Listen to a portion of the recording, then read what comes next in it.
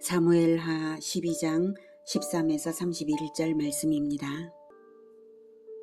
다윗이 나단에게 이르되 내가 여호와께 죄를 범하였노라. 하매 나단이 다윗에게 말하되 여호와께서도 당신의 죄를 사하셨나니 당신이 죽지 아니하려니와 이 일로 말미암아 여호와의 원수가 크게 비방할 거리를 얻게 하였으니 당신이 낳은 아이가 반드시 죽으리이다 하고 나단이 자기 집으로 돌아가니라.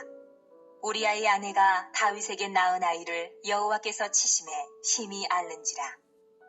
다윗이 그 아이를 위하여 하나님께 간구하되 다윗이 금식하고 안에 들어가서 밤새도록 땅에 엎드렸으니 그 집의 늙은 자들이 그 곁에 서서 다윗을 땅에서 일으키려 하되 왕이 듣지 아니하고 그들과 더불어 먹지도 아니하더라. 이레 만에 그 아이가 죽으니라. 그러나 다윗의 신하들이 아이가 죽은 것을 왕에게 아뢰기를 두려워하니 이는 그들이 말하기를 아이가 살았을 때에 우리가 그에게 말하여도 왕이 그 말을 듣지 아니하셨나니 어떻게 그 아이가 죽은 것을 그에게 아뢰 수 있으랴. 왕이 상심하시리로다 함이라. 다윗이 그의 신하들이 서로 수군거리는 것을 보고 그 아이가 죽은 줄을 다윗이 깨닫고 그의 신하들에게 묻되 아이가 죽었느냐. 하니 대답하되 죽었나이다 하는지라. 사랑하는 형제 여러분, 5월 27일 금요일 새벽 목상에 오신 것을 환영합니다. 다윗이 나단 선지자의 비유와 대언을 들었는데요. 이제 다윗의 회개와 사죄가 어떻게 될지 궁금한데 이렇게 대답을 합니다. 13절 다윗이 나단에게 이르되 내가 여호와께 죄를 범하였노라 하매 나단이 다윗에게 말하되 여호와께서도 당신의 죄를 사하셨나니 당신이 죽지 아니하려니와. 하나님께서 다윗을 영원한 심판에서는 구원하신 것입니다. 진정 사람의 회개를 간절히 기다리셔서 용서하시기를 기뻐하시는 하나님이십니다. 에스겔 33장 11, 12절에서는 너는 그들에게 말하라. 주 여호와의 말씀이니라.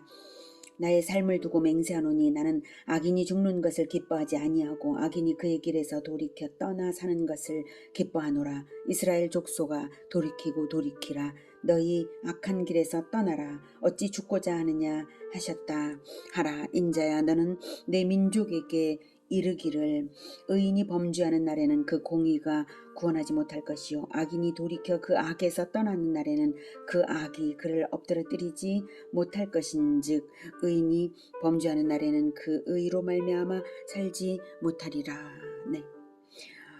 의인이 인간의 의, 자기의 의로서는 범죄할 경우에 자기의 의로서는 살지 못하지만 하나님의 의로서 살 수 있는 거죠. 회개했을 때. 그래서 회개할 때는 악인이 회개했을 때는 돌이켜 악을 떠났을 때는 그 악으로 자신의 악으로 인해서 엎드러뜨리지 못한다. 이렇게 말씀을 하고 계십니다. 하나님께 회개를 하는 것으로서 완전히 의인이라는 것을 다시 회복할 수 있는 것이고 또 용서받을 수 완전한 용서를 받을 수 있다는 것을 말씀하신 것입니다.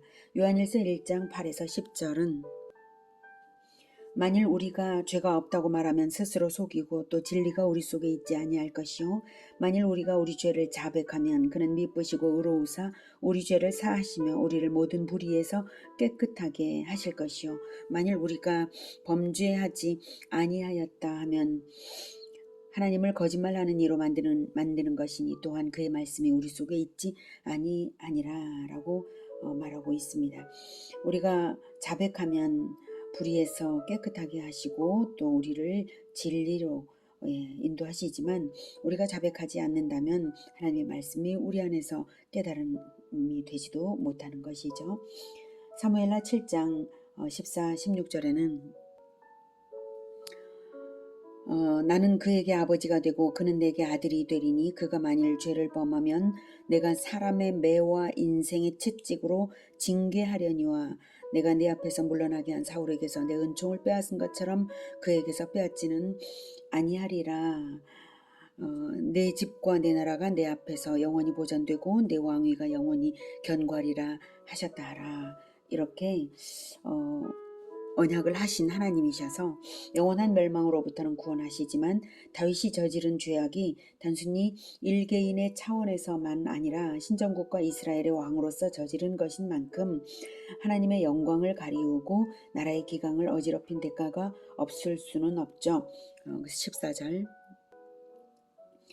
이 일로 말미암아 여호와의 원수가 크게 비방할 거리를 얻게 하였으니 당신이 낳은 아이가 반드시 죽으리이다. 네. 여호와의 원수가 크게 비방할 거리를 얻게 하였다는 것은 다윗의 범죄로 인해서 마귀가 하나님을 멸시하게 하는 조롱거리를 제공했으므로 그렇다는 것입니다. 한편 다윗의 범죄로 인하여 죽게 되는 아기 편에서 보면 하나님의 처사가 부당하지 않을까 하는 이런 생각이 들 수 있는데요. 그렇다면 우리의 죄로 인해 예수님이 죽으시고 그 죽음을 우리의 죄값으로 하나님이 받아주셔서 예수님의 생명을 거두어 가셔서 우리가 멸망에서 구원받아 천국 백성이 된 것에 대해서는 우리가 무엇라고 말할 수 있겠습니까? 그저 은혜이고 감사이고 감격할 수밖에 없는 이 일이 죄 없는 하나님의 아들의 죽음으로 된 일입니다. 예수님께서 자발적으로 죄인들을 위해 자기를 내어주셔서 대속이 이루어진 일입니다. 다윗의 경우 그 아기는 자의적인 선택은 아닐지라도 다윗 언약 안에서 즉 그리스도 안에서 그 아기의 영혼을 죄인 구원을 위한 순교의 죽음으로 하나님이 받으실 것은 당연한 것이라고 생각합니다. 성경에 답은 말하지 않지만 죄인 구원의 원리상 생각해보면 그렇습니다. 가인에게 죽임당한 아벨의 죽음도 의로운 피, 즉 순교의 반열에 올리신 것을 볼 때에도 그것을 짐작할 수 있습니다. 회개한 다윗을 구원하면서 정당한 대속의 의미로서 그리스도의 희생의 예표로서 죽어간 것이라고 말할 수 있습니다. 다윗의 아기는 순교의 반열에 올랐다고 저는 생각합니다. 15절 나단이 자기 집으로 돌아가니라. 우리아의 아내가 다윗에게 낳은 아이를 여호와께서 치심에 심히 알랐고 그리고 그 아기가 살도록 간구하는 과정이 쭉 있습니다. 그러나 예고대로 아기는 일주일 동안 심하게 앓았고 그동안 다윗은 금식하며 골방에서 밤새도록 땅에 엎드렸습니다. 22절에 혹시 여호와께서 나를 불쌍히 여기사 아이를 살려주실는지 하여서 아기를 살려보려고 애를 쓴 것입니다. 원로급 신하들이 그에게 그를 걱정하면서 일으키려고 하여도 마다할 만큼 애절했습니다. 그러나 결국 아기는 죽었습니다. 이것이 다윗에게 또한 얼마나 고통이었겠습니까? 그럴지라도 성경은 주 하나님의 징계가 어떻게 선하신지를 이렇게 가르치고 있습니다. 히브리서 12장 6, 7절 주께서 그 사랑하시는 자를 징계하시고 그가 받아들이시는 아들마다 채찍질 하심이라 이렇게 말씀하셨고요. 하였으니 너희가 7절 너희가 참음은 징계를 받기 위함이라 하나님의 아들과 같이 너희를 대우하시라니 어찌 아버지가 징계하지 않는 아들이 있으리요. 그리고 11절에 무릇 징계가 당시에는 즐거워 보이지 않고 슬퍼 보이나 후에 그로 말미암아 연단받은 자들은 의와 평강의 열매를 맺느니라 라고 말씀하셨습니다.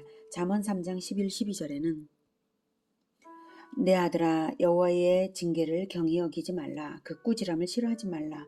대저 여호와께서 그 사랑하시는 자를 징계하시기를 마치 아비가 그 기뻐하는 아들을 징계함같이 하시느니라 라고 하셨습니다.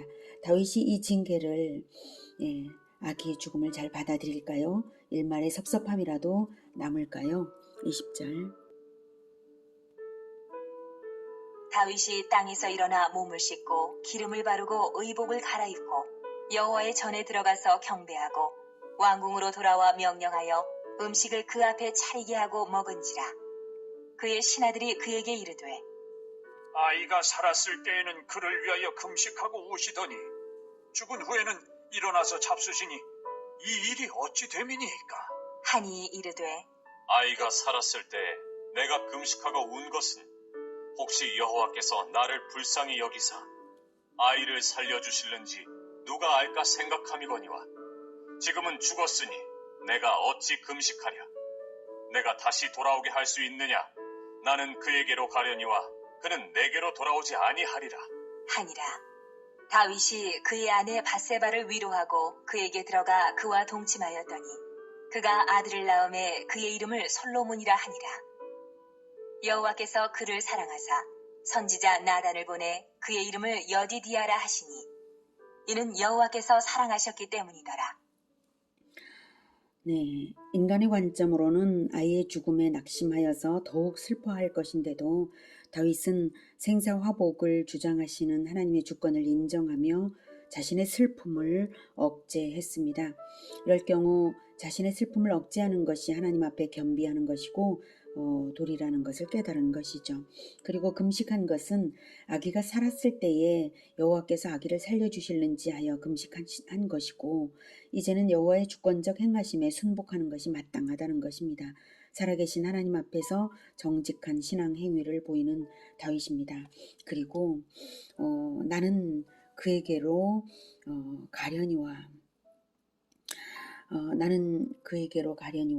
그는 내게로 돌아오지 아니하리라.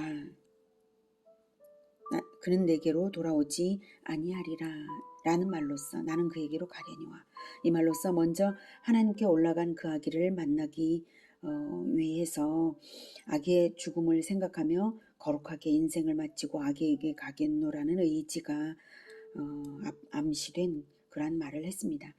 다윗은 이후 일생 동안 자기 죄에 대한 징계의 고통을 더 당하긴 합니다만 자기 죄로 인해 죽은 아기를 만날 생각을 하면서 더욱 정결하게 살아갈 굳은 결심으로 살았을 것을 짐작할 수 있습니다. 그리고 바세바에게도 위로를 했는데요. 자기의 잘못을 진심으로 사과하며 용서를 구하고 그러기에 더욱 사랑하였을 것이라고 저는 생각합니다. 바세바의 입장을 생각해 보면 왕비가 되어서 좋아라 한 것이 아니라 오히려 말문이 막히는 기구한 운명이 아닌가요? 다윗의 처첩들이 이미 많은데 자기가 원하지도 의도하지도 않은 일로 원하지도 의도하지도 않은 인생을 살면서 아기를 잃고 많은 처첩들 사이에서 경쟁하며 마음고생을 하는 삶을 시작하게 된 것입니다. 이것이 우리아의 유일한 아내로서 사랑받던 때보다 낫겠습니까? 바세바는 마땅히 위로받아야 할 사람입니다. 그래서 다윗이 바세바를 진정으로 위로했고 그랬기에 하나님께서 아들 솔로몬을 허락하시고 하나님께서 특별히 사랑하셔서 선지자 나단을 보내어 여디디아는 여호와의 사랑을 받은 자라는 별명입니다. 그런 별명을 주시기까지 사랑을 보여주셨습니다. 이것은 다윗의 회개를 온전한 것으로 받으시고 다윗과 바세바를 하나님이 부부로 인정하셨고 그만큼 다윗과 바세바 사이의 사랑도 극진했음을 알 수 있습니다. 한편 솔로몬은 다윗과 바세바 사이에 낳은 아들들 중 넷째인데요. 시므아 또는 삼므아라고 부르는 아들과 소밥, 나단 이렇게 세 명의 동생으로 태어났거든요. 넷째인데도 불구하고 다른 아들이 아니라 솔로몬이 여기서 언급된 것은 내 아들을 낳을 만큼 다윗의 속죄가 바세바에 대한 뜨거운 사랑으로 나타났고요. 또한 솔로몬을 지명하여 왕으로 삼으실 하나님의 뜻을 미리 나타내는 의도로도 또한 성경이 이렇게 쓴 것입니다. 한편 솔로몬이라는 본명은 평화라는 의미의 샬롬과 같은 의미이고요. 하나님께서 직접 탄생 이전에 명명하여 주시고 왕위를 계승하여서 성전을 건축할 아들로 지목하셨습니다. 역대상 22장 9, 10절에서는 보라, 한 아들이 내게서 나리니 그는 온순한 사람이라. 내가 그로 주변 모든 대적에게서 평온을 얻게 하리라. 그의 이름을 솔로몬이라 하리니 이는 내가 그의 생전에 평안과 안일함을 이스라엘에게 줄 것임이니라. 그가 내 이름을 위하여 성전을 건축할지라. 그는 내 아들이 되고 나는 그의 아버지가 되어 그 나라 왕위를 이스라엘 위에 굳게 세워 영원까지 이르게 하리라. 이렇게 하셨습니다. 하나님의 징계와 다윗의 회개로서 하나님과 다윗의 화해가 이루어졌고, 회개와 화해의 결과로서 태어난 아들이 바로 솔로몬입니다. 회개와 화해는 완전한 관계 회복은 물론이고 더욱 은혜를 입게 하는 것임을 느끼게 합니다. 하나님과 다윗의 화해는 암몬과의 전쟁에서의 승전으로도 나타내어 주십니다. 26절. 요압이 암몬 자손의 라빠를 쳐서 그 왕성을 점령하매 요압이 전령을 다윗에게 보내 이르되 내가 라빠 곧 물들의 성읍을 쳐서 점령하였으니 이제 왕은 그 백성의 남은 군사를 모아 그 성에 맞서 진치고 이 성읍을 쳐서 점령하소서. 내가 이 성읍을 점령하면 이 성읍이 내 이름으로 일컬음을 받을까 두려워하나이다. 하니 다윗이 모든 군사를 모아 라빠로 가서 그곳을 쳐서 점령하고 그 왕의 머리에서 보석 박힌 왕관을 가져오니 그 중량이 금 1달란트라. 다윗이 자기의 머리에 쓰니라. 다윗이 또 그 성읍에서 노략한 물건을 무수히 내오고 그 안에 있는 백성들을 끌어내어 톱질과 썰의질과 철도끼질과 벽돌 구이를 그들에게 하게 하니라. 암몬 자손의 모든 성읍을 이같이 하고 다윗과 모든 백성이 예루살렘으로 돌아가니라. 사실 암몬과의 전쟁은 솔로몬 탄생 이전의 사건이고요. 어쩌면 다윗의 회개보다도 이전의 사건으로 보입니다. 요압이 라빠를 친 것은 우리아의 죽음과 그리 멀리 간 일이 아니기 때문입니다. 그렇다면 이 일을 다윗의 회개와 하나님과의 화해 이후에 이렇게 연관시켜 기록한 의도가, 성경의 의도가 있을 것입니다. 그 이유는 오직 다윗 언약에서만 찾을 수 있습니다. 하나님께서 다윗 언약 때문에 은혜를 베푸셔서 다윗의 회개를 이끌 작정을 하시고는 결정하신 대로 미리 승전을 주신 일이기에 하나님의 의도에 맞게 성경은 기록된 것입니다. 성경이 성령의 감동으로 기록된 것 아시죠? 바로 성령께서 성경의 저자이시기 때문에 이 주제에 알맞게 이렇게 기록을 한 것이고요. 다윗 언약대로 다윗의 왕가를 영원하게 하시고 다윗의 후손으로 그리스도가 태어나 영원한 하나님의 집을 세우게 하기 위해서, 그리고 범죄할 경우 징계는 할지언정 그 왕위를 패하지는 않겠다고 약속하셨으므로 먼저는 이스라엘을 위하여 승전하게 하신 후에 강권적으로 역사하셔서 회개하게 하신 것입니다. 하나님의 신실하심과 자비하심이 이 정도입니다. 하나님은 언약하신 모든 것을 완전히 이루십니다. 범죄한 인간을 징계도 하시고 은혜도 베푸시면서 회개로 이끌어 주시는 하나님을 찬양합니다. 자기의 언약을 완전히 이루시는 하나님을 찬양합니다. 신실하신 하나님 앞에서 우리가 그분의 주권을 높여드리며 하나님을 늘 가까이하며 오직 순종으로 살아가기를 기원합니다. 기도하겠습니다. 은혜가 충만하신 아버지, 우리에게 회개를 이끌어 주셔서 정말 감사합니다. 우리가 앞으로 살아갈 동안에도 언제나 즉각적으로 주 하나님을 가까이 하고 회개케 하여 주시고 죄를 미리 막아주셔서 시험에 들지 않게 하여 주시옵소서. 그리고 늘 하나님과 화친한 자로서 주님의 은혜 안에서 복된 인생이 되도록 주님 도와주시기를 간절히 원합니다.